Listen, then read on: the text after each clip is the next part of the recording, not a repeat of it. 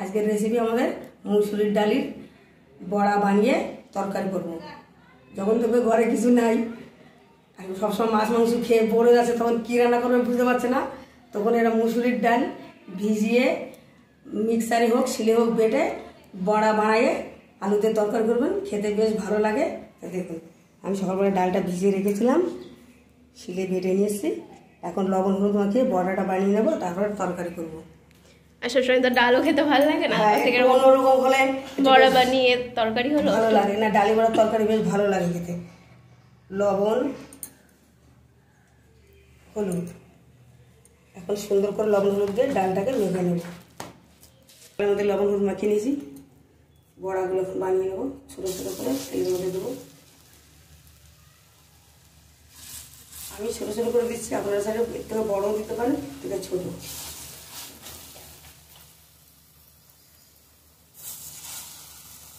ডালি বড়িগুলো দিয়ে দিছি, বড়িগুলো এখন ভাজা হোক, পুরো ধিমে আছে, বড়িগুলো ভাজা হবে। দেখুন ডালি বড়াগুলো ভাজা হয়ে গেছে, তরকারিটা বসাবো। তেল আছে, তার ভিতরে আরও তেল দিয়ে দেবো। ফোড়ন দেবো তেজপাতা, শুকনো লঙ্কা, পাঁচফোড়ন।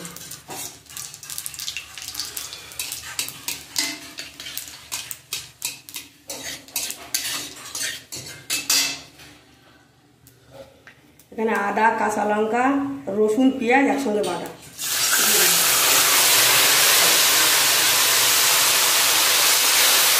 একটু জল দিয়ে দেবো।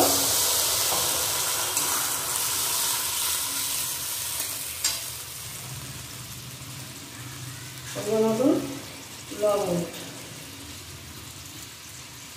হলুদ,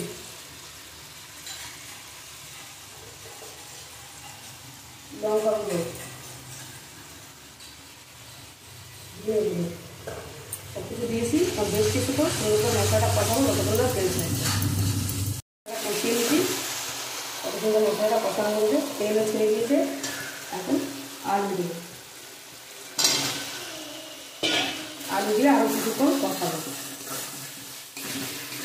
তাড়াতাড়ি আয়, আসো শোনা, আসো আসো। এবার ছুটে ছুটে আসছে। যা টিক্কি খুলে দিয়েছো? কি কি কি কিছুই তো নেই। তুমি কি খাচ্ছ?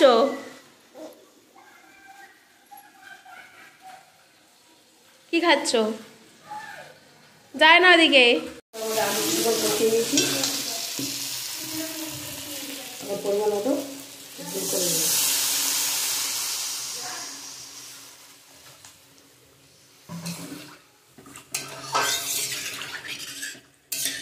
এতটাই ঝোল দিয়ে দিয়েছি। এখন ঢাকা দিয়ে দেবো, আলু সিদ্ধ হবে। আলুগুলো সুন্দর সিদ্ধ হয়ে গেছে, এখন ভাজা বড়াগুলো দিয়ে দেবো।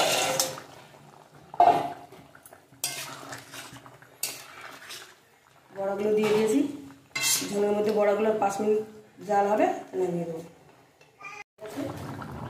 একটু চিনি দিয়ে দেবো, সময় নিয়ে স্বাদের জন্য দিয়ে দেবো। আমরা নিয়ে দেবো।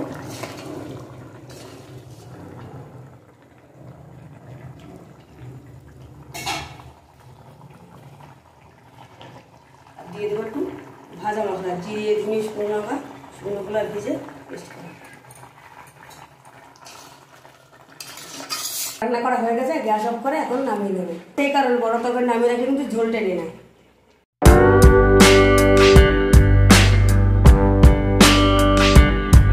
কত সহজে মুসুরির ডাল বড়া বানিয়ে তরকারি করে ফেললাম। আপনারা অবশ্যই এইভাবে মুসুরির ডাল বড়া তরকারি করে ফেলবেন।